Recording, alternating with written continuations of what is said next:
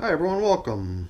What you see here is my worm bag version 4.0, and the version 4 really just depicts kind of the year that we're in as far as running a worm bag like this.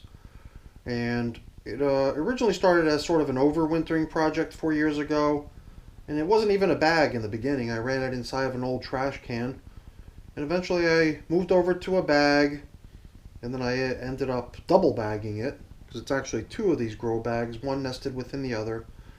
And nowadays, well, at least now, for the past 54 days, it's been transformed from being an outdoor system to an indoor system. I mean, it did in past winters occasionally get bought indoors to shelter it from the cold. But it was 54 days ago that I decided, instead of just leaving it outside and letting it get really cold and letting all the worms really slow down, why not bring it indoors and let the worms remain productive? And I'm assuming that it's working, I mean, it seems like I can keep feeding the system and they keep breaking stuff down. So now we're at the age of 200, no, well beyond 200, 322 days of age now, which is the equivalent of 46 weeks. So that brings us only 6 weeks away from being a year old. And I don't know if we're going to make it that long. I'm thinking that maybe another feeding or two, or maybe not. I'm not even sure if I want to go that far. And it might be time to start gearing this system up for harvest, migrating the worms out of here, and start thinking about maybe reviving this as version 5.0, because spring is right around the corner. But let's see, what other bits of info do we have on here? I guess the last time we checked in on the system a week ago, we were actually checking in on a feeding that had already been sitting in the bin for 2 weeks, but there was so much left over of it that we decided to let it ride. So now, a week later, I've decided to come back in here to see how it's progressing. So the as you saw on that board, it was a mini pumpkin that I had placed in here for the worms, and I had actually carved out the insides of it and stuffed the insides of it with bedding materials to permit the worms access to the entire inside of the pumpkin so that they could crawl up through the bedding that I had placed in here. So now, last time you saw this bag, this was the piece of plastic with which we had covered up part of the surface on top. But I came in here, I believe it was maybe even just a day after our last check-in a week ago, to create this full cover. I took a plastic bag and tailored it to match the diameter to even be in excess of the size of the diameter of this container's upper surface, and I wanted to basically prevent any further moisture loss. Because a few check-ins ago we came in here and in between the two layers we had jammed some plastic shopping bags to try to prevent moisture from escaping out through the sides. We had put that bubble wrap on, and then last time I was down here checking with this thing, I figured, why don't I give it a better cover? So I wasn't quite sure what to expect. I did decide to just leave this cardboard down on the surface of the material before putting that full-size plastic on, because I wondered what it might result in terms of worms nibbling on it. And it does seem like the worms have been nibbling on it, that's for sure. So I think there was a little hole in the middle last time we looked, and now it's been more heavily deteriorated, although it's not entirely broken yet. It does go all the way around, but over here we're pretty close to breaking the perimeter. So we'll just fold this over a little bit so that the worms that are sitting on this material are sheltered from the bright lights that I've got overhead for filming. The ones that are out here on this surface will remove them, but the rest of them can just sort of stay on the cardboard. And I'll just put the cardboard over onto the plastic covering that we're using. So last time we came in here a week ago, the mini pumpkin had been going for 2 weeks, but there was so much left over of it still that we decided that we would not feed. So the last check-in did not include the feeding, but what it did include was me applying a bunch of moisture. I came in here with my squirt bottle, started going around and around and around, applying a whole bunch of moisture. And that's when I, started thinking to myself, hey, this moisture is going to evaporate away, and how nice it would be to protect it from evaporation. And that was the reason I came back the day after with that plastic sheet, that round plastic sheet, and look at what they've done.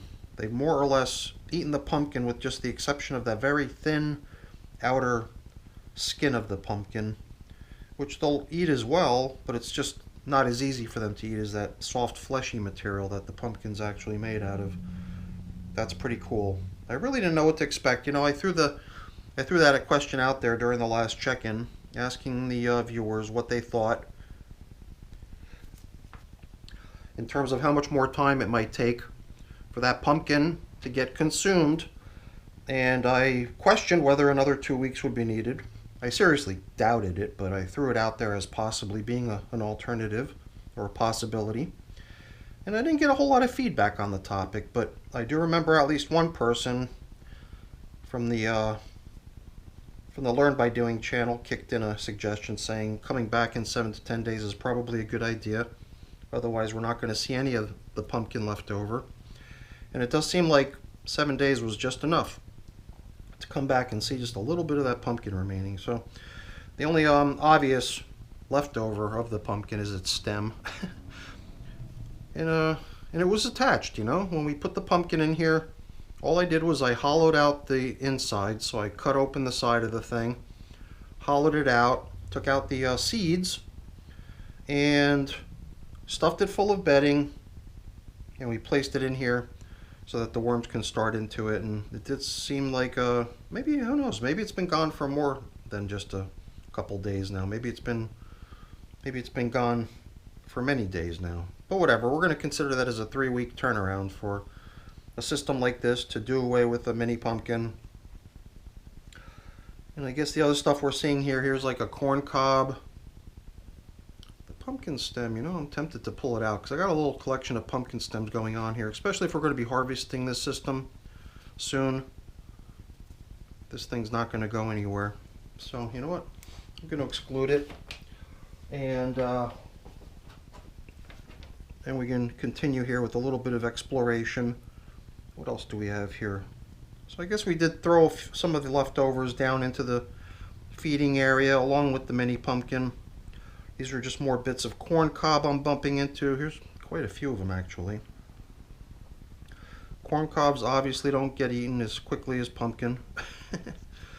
And these tougher things are probably like the shells of some avocado or something. So it does seem like we're kind of assembling a little collection of leftovers here. Other things that are leftovers that I piled up over here are things that I consider as more as bedding, just leaves and stuff like that. What's this? It seemed like I was tugging on this and something larger was coming up. It might just be some of these pieces of crabgrass that I had put in here quite a while ago as bedding. Holding out quite well. More avocado shell. And this is actually the pit of an avocado, which I must have managed to bust in half recently. And over time, an avocado pit will become pretty soft and easy to break. Usually in the very beginning it doesn't want to go anywhere, but over time it will start to give. And it almost seemed like I was going to be able to break it there. It felt a little bit flexible, but I didn't want to tear my glove trying. Although I think this glove already has some holes in it. Yeah, you can see lots of bits of corn cob here. That's another piece of it. I guess corn cob is just one of those things that you're always going to find leftovers of in your worm bin because it takes them so long to eat it. And, you know, I came down here not knowing what to expect, but I didn't want to kind of count my chickens before they're hatched, so I came down here only with the camera and with my little information board about the system. So I didn't come down here with food, but it does seem like we're in a position to give these guys some more food today. Because the leftovers that we're finding here are all things that will eventually break down, but they're all very slow composting materials. So I don't expect them to be stuff that the worms can be feeding on right away. And even though they can keep working on that gradually and chipping away at it, I do prefer giving them stuff that's, you know, very easy to eat, stuff that they could really just sink their teeth into and continue feeding on. And they'll keep working on that stuff too, so they won't ignore that stuff. But it does seem like a good idea to give them some good food that they can keep nibbling on. So, you know, we we've extracted some of this bedding. I believe some of this bedding was the stuff that had been jammed into the little mini pumpkin. And the worms are certainly working it down. I guess we had sort of tried to backfill the hole where the feedings had always been getting applied with some of that bedding material. I think I found maybe another chunk of avocado pit. This one just seemed to me like it might be a little bit older and might be further along. So I might be able to demonstrate the ability to break it, but once again, I don't want to force something that's just not ready. It did seem like a little fragment of it chipped off over here, but it just might not be ready to be shattered. So I believe this might just be more of the same. No, that's probably more corn cob. So you might be asking, why? Well, if some of the corn cob can be shattered, why not shatter that? Because I guess with the corn cob, I'm just always curious to see how long it's going to take to break down on its own without help. Other things, I don't mind breaking and helping get to the finish line, but for whatever reason, corn cob to me always just seems like the sort of thing I'd prefer to leave it intact and just let the worms work it down over time. Kind of a novelty item, I guess. So we've opened up the feeding area quite nicely.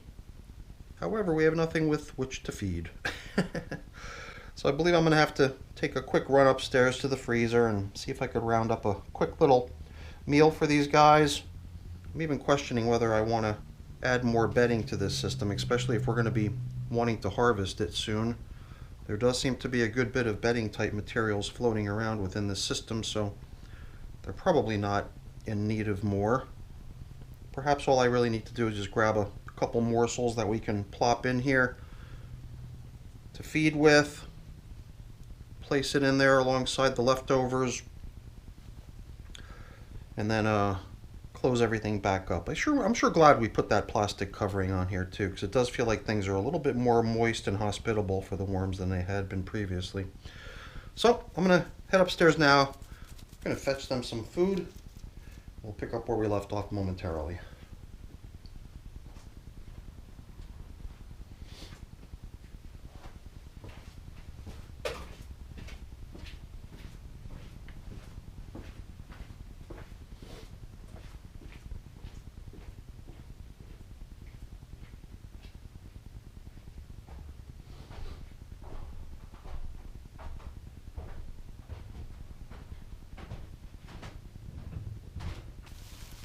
So now what I've got for them is in this bag here, and at first it seemed like it might be a whole lot, but when I lifted it up it didn't seem like it was that much. So it might appear like a lot of food, but it might just be a bunch of stuff that's got a bunch of air pockets to it or whatever, so I don't think it's as much as it appears to be. And, well, you know, like I mentioned earlier, I don't think we're going to add any bedding because I don't think they really need it. You know, but I'm sort of questioning that. Yeah, you know what? Let's leave it be. We're just going to return all these food scraps that we found along the way down underneath the fresh foods.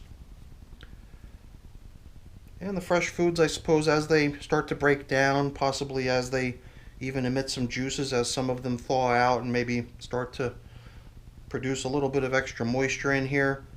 I got a feeling all those yummy food juices from the new foods is going to drip down onto the old foods and possibly even increase the appeal of the old foods a bit. It almost makes me feel like it would have been nice to somehow gather up a lot of this existing bedding material that's floating around within the system and get it down under the feeding area, but it's probably doing just as much good, you know, floating around throughout the material as it could have done down in here. So I think this is the reason it seemed so light, because it's just a few leaves of cabbage with a couple chunks of the stem sort of broken into little pieces and jammed inside. So it does seem like this was just sort of a big pocket of air almost. And there's all kinds of good stuff in here. There's some cucumber. Cucumber's probably going to kick off a bunch of moisture as it thaws. There's a number of asparagus bits in here from dinner last night, or maybe from the night before. Yeah, yesterday was still just leftovers, so from the night before. And carrot peels. And all this stuff seems like it's stuff the worms are just going to go bananas for. All stuff that I know for a fact that they really like to eat. Stuff that they're probably going to gobble up pretty quickly. And the one thing that they're going to, have a little bit of difficulty with is the outer skin of the asparagus and some of the fibrous insides of it. So leftovers we'll definitely see for a few weeks of the asparagus. All the other stuff, though, I seriously doubt we'll see any of it, and probably even about a week from now, probably count on the majority of that, if not all of it, being gone. Like I said, with the exception of the asparagus. So, all right, fun. Man, I'm so glad first of all, I'm really glad that we went in here with the water bottle and went around and around and just gave the whole system a whole bunch of moisture. Because it definitely seemed to me like it could use it. And then by placing that plastic sheet over the top of it too, it seems to me like that even helped more, because it just kept the moisture recirculating. And right out here, all the way to the very edge, even where it starts to get dry from being up against the material that breathes quite a bit, I can still feel even as little as maybe an inch where the moisture within the material is at a really nice level. So I'm really liking the plastic top on this, and kind of makes me wonder why I wasn't doing it that way right from the beginning. I guess you know why, because that piece of colorful painted plywood that you saw covering the whole system in the very beginning, I usually have that resting on the surface, and I know that that doesn't allow for any moisture to pass through it. So in a way, I've always kind of treated that as the system's de facto vapor barrier, which always seemed to do quite a nice job for us in here. But somehow the plastic, which I was able to just take right up to the very edge, all the way around, and even sort of have it, curve up the outer edges and entirely cover the entire top surface of everything in here, obviously does a much better job than that plywood, which doesn't even reach all the way around. In fact, it's got these big openings in certain places. Even one of the spots where some little critter had come in here and started trying to gnaw through the plywood to get access to the system. If you haven't seen it, I'll show it to you when we're covering up here. And I also kind of like having this piece of cardboard right beneath the plastic, because the plastic will recirculate moisture, making this a really damp piece of material that the worms obviously like to come out and hang out on top of. And they'll just keep nibbling at it, so it'll certainly help promote the breakdown of that piece of cardboard as well. So let's bring this thing back. Now you can see how nicely it covers everything all the way around. So it even sort of comes up at the very edge. And I really like the idea of just pushing it all the way out to the edge, making sure that the entire top surface is covered. So at this point, I just figured I'd leave this here so we can refer to how things had been covered in here previously. And this, like I said earlier, I'm just going to exclude this at this point, since I do believe that the system's probably going to be due for a harvest pretty soon. As far as this thing goes, though, I don't know. To me, it's just sort of part of the system. Probably needs to stay in here. Who knows? Maybe we'll take that lower piece of cardboard that's under the plastic. Maybe by next week it'll be so far gone that it could actually just become, sort of bedding down within the material, and then we'll swap it out with this. And even though we're not adding bedding down within the bed for the worms, if they want some sort of a carbon food source, then at least that's there for them. And there's that gnawed away piece that I was referring to earlier. Alright everyone, I got a few things I need to take care of getting cleaned up and put away over here, but I'm not going to waste your time with that boring stuff. Before I go there really quick, let me just say thank you. Thank you so much for watching. Hopefully you enjoyed the video. If you did, as always, please don't forget to leave me a quick thumbs up before you go. That's always really appreciated. And if you haven't done so already, please also consider subscribing to the channel. That's very much appreciated as well. Alright everyone, thanks for watching. Have a great day. Bye now.